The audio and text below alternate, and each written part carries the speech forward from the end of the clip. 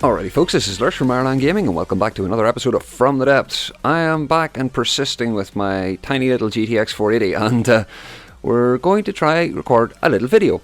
I've been playing a lot with the new railguns recently. Now, thankfully I can still play away myself, but if you'll watch the frames, if I start to bring other stuff into view, we get really framey. So I have to be very, very careful of what I'm looking at whenever I'm doing these videos. So I've decided that I'll probably carry on and do maybe some basic tutorial videos that I've been planning to do for a long time, and we'll get some stuff done, don't worry. The videos aren't going anywhere. For now, I thought I'd walk through some of the changes in the recent dev test, because it's going to be going stable very, very soon. Maybe even by the time that you see this video. Yeah, so there haven't been too many changes, but the first thing is the new Intel screen. Now you're going to have to deal with the crappy frame rate for a minute because I don't believe I've made a screenshot of this. There's a new thing now that if you press F12, and this sort of replaces the old screenshot thing, you get a clingy cling cling picture and it should say gathered Intel. It did not say gathered Intel. I mustn't be close enough. Let's try that again. Oh yeah, UI is off. Okay, you see there on the top left, captured an Intel image, all right, get our frames back, of Railgun test new. Sweet. So that means that whenever you go to load this vehicle, it gives you a nice little screenshot. How cool is that? Very, very nice. This also works for the enemy faction ships as well. I've taken a couple already just to sort of test the system out and see if it was working. There's a Bastion, so that's really cool. It shows up down here. And what else did I do? There's something else probably. No. I did some Deepwater Guard stuff as well. Yeah, there's a Kalmar and there is a baby paddle gun. And every time that you spawn something in, or any time that you take a picture of this, let's just take a picture of something new here while we're waiting. Oh yeah, turn the AI on the guns off, otherwise they will make a mess of these things. What do we want? Let's get a warden in. We'll turn his AI off just so that he doesn't cause any problems. And even with the UI on, like we have now, if we just take a look-see at this guy. Why are you still shooting, you cheeky git? Off. Bad. We'll get him in screen, we'll press F12, we will capture an image, and then whenever we go into the warden screen, we've now got a nice new screenshot showing him off. Very simple to use, nice little feature, and yeah, adds a little something. Nick was talking about adding maybe experience gains and stuff for collecting intel on enemy ships in the future, so yeah, it'd be very cool. It might be like an unlock method for lore and things. That'd be really awesome. But that's a nice little change to, or a nice little addition, shall we say, to the system. The main thing that's happening in this dev test is railguns are getting a big change. The biggest change to the actual cosmetic railguns themselves is batteries are being moved off the railgun themselves. And these are entirely based around these new fuel engine batteries. Sorry for the lag. That are with the fuel engine system. So everything works off these batteries. Now this is a bit of an overkill example. This was the very first test platform I built when I was learning how to use it, and I've spent maybe 12 hours, 14 hours playing with these new railguns to see how they all fit together and how they work. So first thing first, I tried a baby tiny little railgun. This obviously has the new turret speed traversing mechanics, so it's really, really, really fast, and I just wanted to see what sort of a low-end railgun that we could get. The trouble with something this small is if we go into the new railgun settings button in the bottom right here, which is really cool, we get this scary new screen, and we'll talk over a couple of the little things that let you do in here. Now, setting rail charge overclock, if you look at the energy use per shot and the energy taken from batteries, this allows you to scale up how many or how much power you fire into the railgun, and it's got a top end based on how big your system is. If you have massive amounts of batteries, you can scale this way up to the top. It'll be hugely inefficient, but it means that you can have a tiny turret for a massive backline, so it's a kind of a trade-off mechanism. This one here, it takes 6 seconds to fully charge based on how much power we're putting into it, which is kind of crap, to be honest. I think the shell reloads in about 3, so if you want to take this seconds to fully charge down, you have to add more railgun batteries, and yeah, and that'll lower the cooldown. Or you can also reduce the energy use, and that'll also change the cooldown. Fiddling with the overclock settings can change it as well, but it's it's not a consistent way to do it because it changes scalings and stuff here. Not 100% just exactly how this contributes to each other, because the chargers sometimes get more efficient at certain scalings, and you'll see it drops there. It drops to what, 3.15 at 1.5, and then if we go up again, it sort of jumps up and down and never gets lower than that. So yeah, an interesting mechanism. This whole system's really cool actually, the way it all interrelates to each other. And just before actually doing that, I should really talk about the parts and how they work now again. There have been some slight changes to how the how the parts all work. Now the railgun barrels on the front are the what are they called? Attachment fixtures. Let's get these guys up here. And the whole railgun stuff is all in the wee sub-menu now. The railgun magnet attachment fixture, now these only attach to the side of the firing piece. So it has to go top, bottom, left, right. And obviously if there are other things in the way, you have to deal with that. So they have to attach there, but you don't need to have multiple of these. You can have your rails all in one line if you want. It just looks cool if you want to stack a lot up or keep them closer to the bottom of the barrel so that you don't have railguns running all the way along, although that does look really cool. So yeah, that's the attachment fixtures, and the magnets themselves, they attach just directly onto the front of them. If we grab one here, even though it's spinning, you'll see if I attach one, it'll sort of show up on there. And the way the magnet works is every magnet increases the percentage power that you can draw out of the vehicle's total battery life. So, to show that off, we have 3 magnets here now. If we go into our railgun settings, it shows us here energy used per shot, 5.7% of accessible, based on the number of barrel magnets. Now this means that we can access 5.7% of the total vehicle's energy pool. Got it? So if we add another magnet, and it was 5.7, so let's go back in, we now have 7.4%.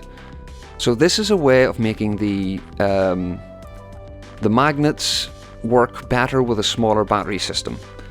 You get more bang for your buck if you add more magnets, but then if you want less magnets, you can have a bigger battery and get the same result. So the end power of the railgun comes from actually how much energy use per shot is coming in, and you can change this with other variables like the overcharge, or you can tell the battery to use more or less of the total power.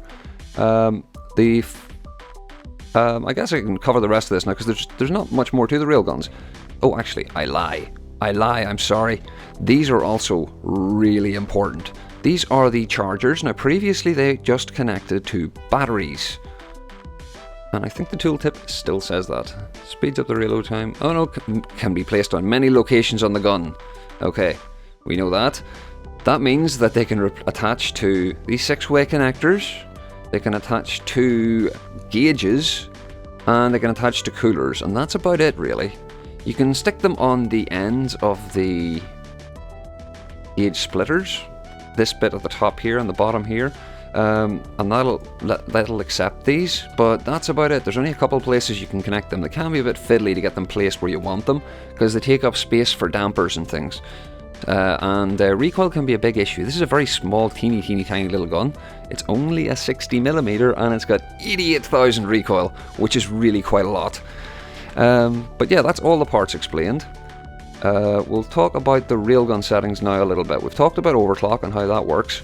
Untouchable energy reserve is a useful one. If you want to reserve a certain amount of your power, this will prevent the railgun getting at it. So if you want to dedicate a certain amount to another purpose, like keeping maybe 20% to allow your shields to keep running or something like that, that'll mean that it'll ignore that amount of energy and it'll only draw up to a maximum amount. Energy percentage per use, we've talked about that. That increases how much of the battery you can actually draw. And if you set this all the way to the top, obviously the untouchable energy reserve is going to go down, so if you pull that up, it pulls the energy use down again as well. Don't fire until battery is percentage full. This is a way to ensure that your battery is charged up again if you're using a slow charging. If we set this to like 80%, this means that it will not fire until the battery is back to 80% full. Now if we are charging our railgun faster than the battery can fill up, the total energy available for the battery is going to, or for the railgun to use, is going to be less. So you get a diminished amount of velocity from your thing because there's less energy available for it. Oh, sorry, this is really quite complicated. This whole system's really mechanically interesting. And the final slider here is the percentage of energy used for accuracy buff. This is really, really cool and really quite powerful. If we set this to 0, it allows us to give all of the power to the railgun speed, which is cool.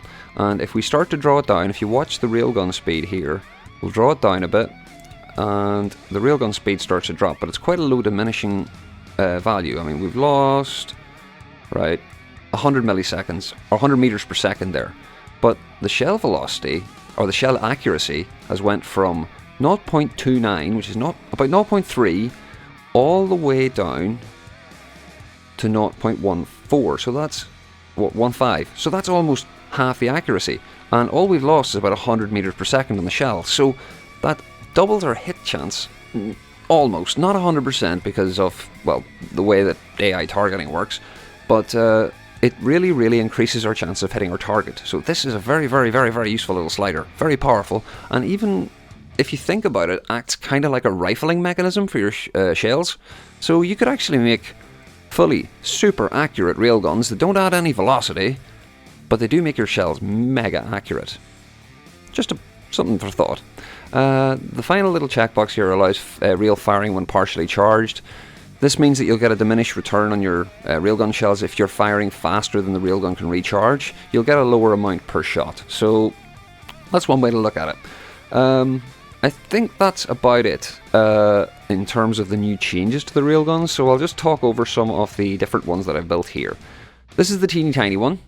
The recharge rate is much too slow on it to be effective, but it's quite cheap. It's although the railgun magnets here are about 1k each, this little fella actually costs about 20,000 RP. It's a bit much, really. So really, really small railguns, I don't think they're going to work. You really have to go for a bigger variety there to get more chargers in and make it more powerful. This next one was somewhere in between, and I was using small 1 meter sabots.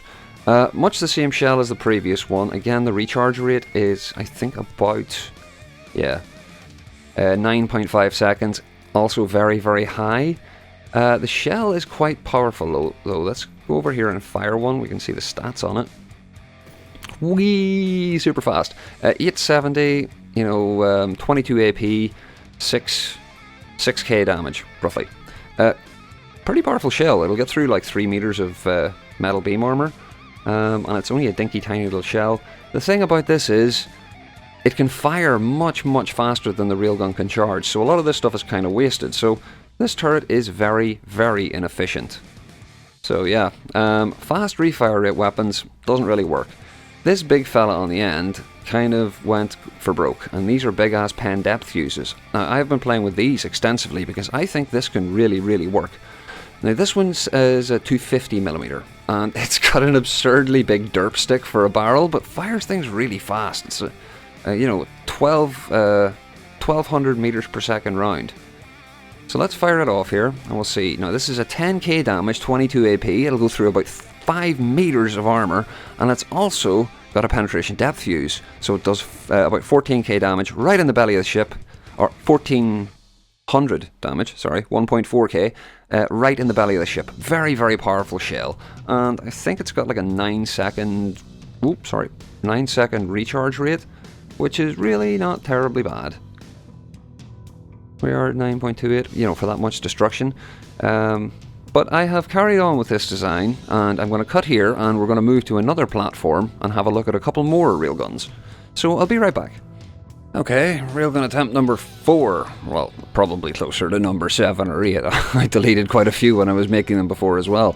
This fella is a little bit more practical, I think. Railgun charge use is 2000, which is quite practical, but it's every second.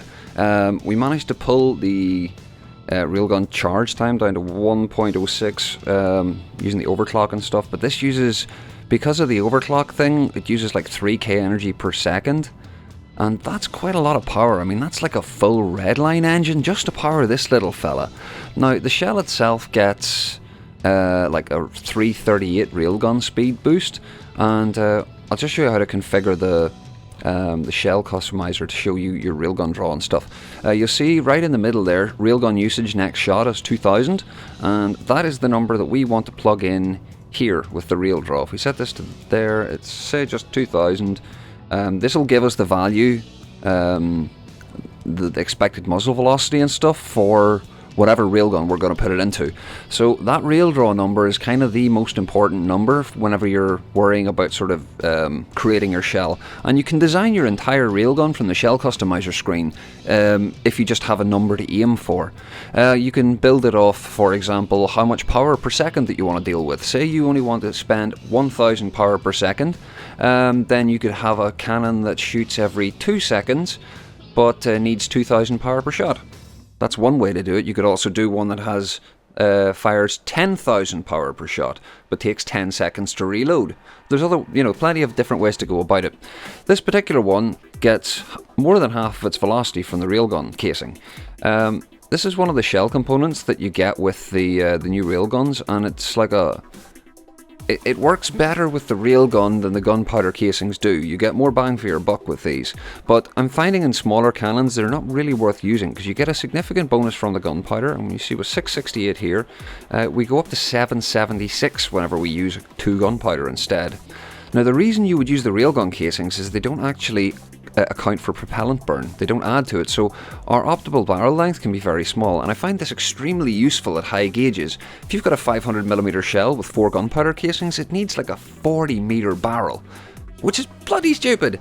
If you add a couple of railgun casings in and use a railgun, you can pull the barrel down to about 15 meters using half and half, and you can also get an accuracy boost as well using the railgun power. So in certain circumstances, the railguns can be extremely powerful, I think. Where we stand with this guy, I think we're actually better off with this rail draw using 2 gunpowder instead, and gives us more velocity without any real payoff. So be wary, the railgun casing isn't always the best choice for railguns, but it is definitely useful in certain circumstances.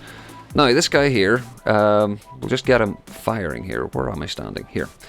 And you see the barrel of the other thing. We have 1351 with 24 AP every second. That's not bad, and because of the high shell velocity, I mean it's nearly 700, it's pretty accurate at decent range. And I just noticed that I have underbuilt the cooling, so even though we have a barrel recharge of 1 second, we actually have a cooldown of 2 seconds. So there you go. Terrible design on my part, but yeah, it's a basic little cannon. It's relatively efficient, but even with that 2 seconds, it's going to need at least 1000 power per second just to keep that firing. Not really worth the payoff in this case. This Derpstick is an exercise in pointlessness. I just made a massive shell and sort of went with absolutely maximum power. This thing is pointless. 30,000 damage, armor piercing 25, it'll go through 15 meters of beams, yeah, and do 3k damage when it gets there. Really stupid.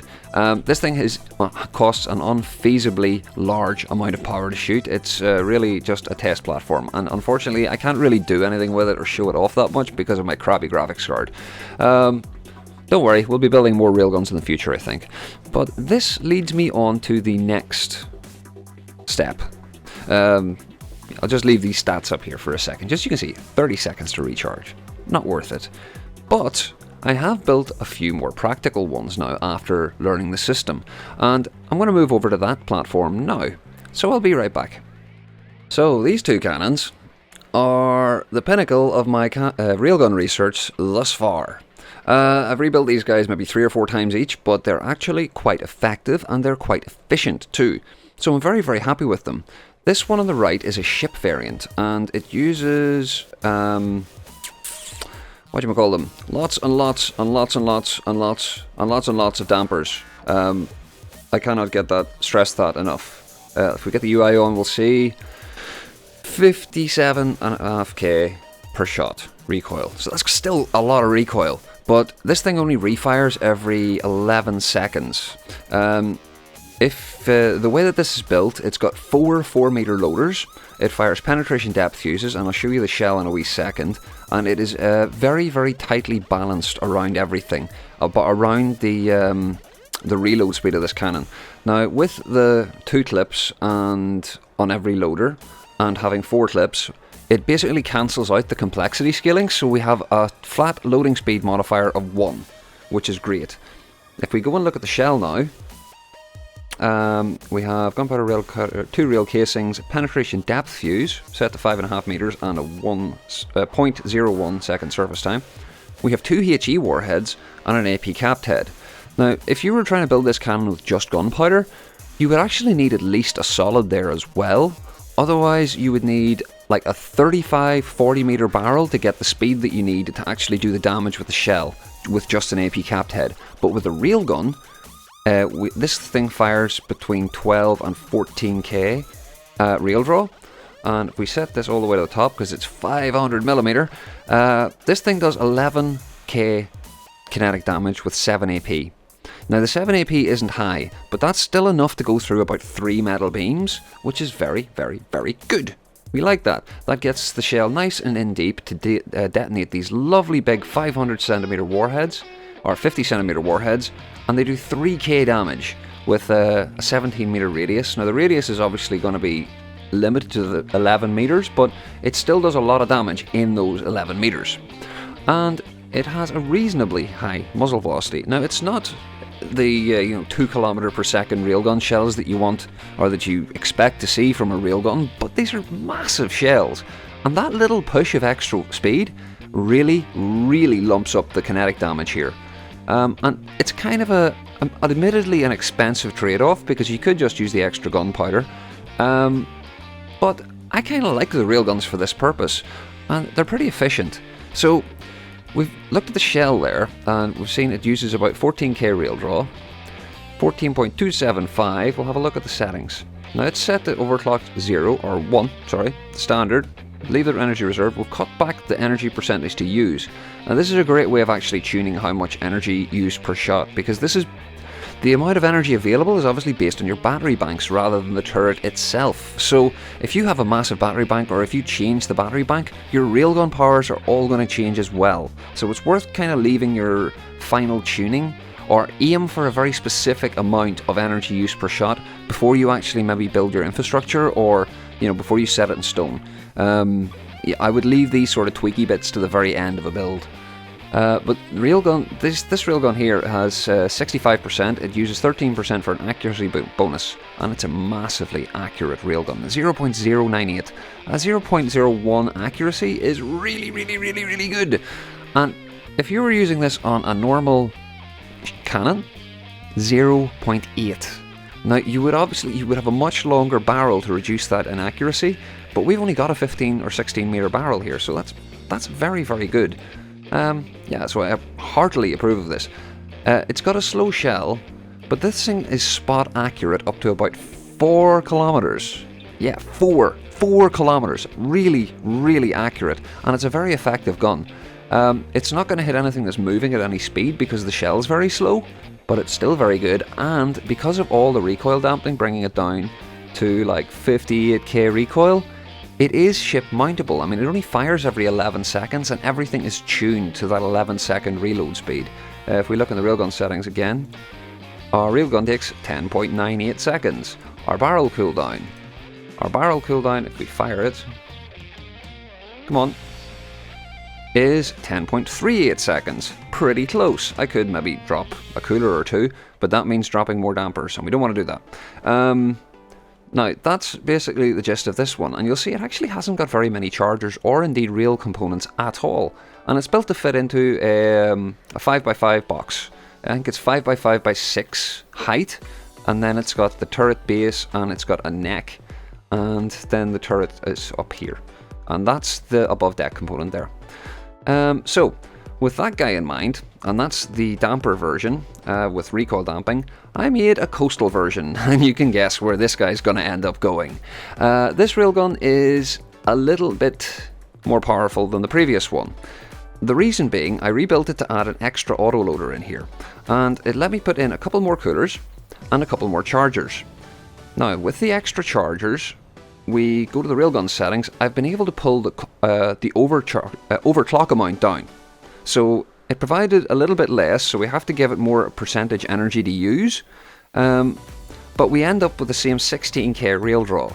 But if you pull the overclock value down, you get a more efficient railgun. So this only uses 11.4 actual energy per shot, but we get the equivalent of 16.2k railgun. So that's really, really nice. And because this is going on a coastal defense platform, it means I can actually build pretty much everything into the platform itself. The engine and all could be on board, or even maybe not. The trouble is, you need to have the big battery bank there already. So this platform has a 108,000 battery bank, and that is the entirety of the battery bank now. It is pretty big, I won't lie. But batteries aren't hugely expensive. We just take a quick look at the battery list in the fuel engines. Batteries weigh in at 80 RP, these huge ones, 720. From an RP perspective, railguns are still pretty damn expensive. They are pretty cool though, and they do offer some fairly interesting new mechanics, and this inaccuracy bonus thing is something I definitely have to play with. Rifling especially, that could be very interesting. But I'm afraid I can't really do much in the line of montages. I would absolutely love to get these guys firing at something. Well, okay, let's just get a couple of small things in here. He ain't going to be firing back though. Let's get a bulwark. Incoming lag, I'm sorry. We'll turn his AI off, otherwise we'll get massive explosions. And yeah, this is gonna let these guys fire away for a little second. The railgun on the right, which is the coastal version, has an extra loader, and as such is no longer 11-second reload. It's more like, what is it? 9.3. So it does make quite a bit of a difference. We'll just wait for a couple of these shells to come through. We'll turn the UI off. Have a quick look-see. It's already made quite a big hole there. Here comes. We got a rebound? No. In it goes. You see how far in that goes? Look at that. And because these only use 11k every 9 seconds, that's like a 1.2k per second power draw.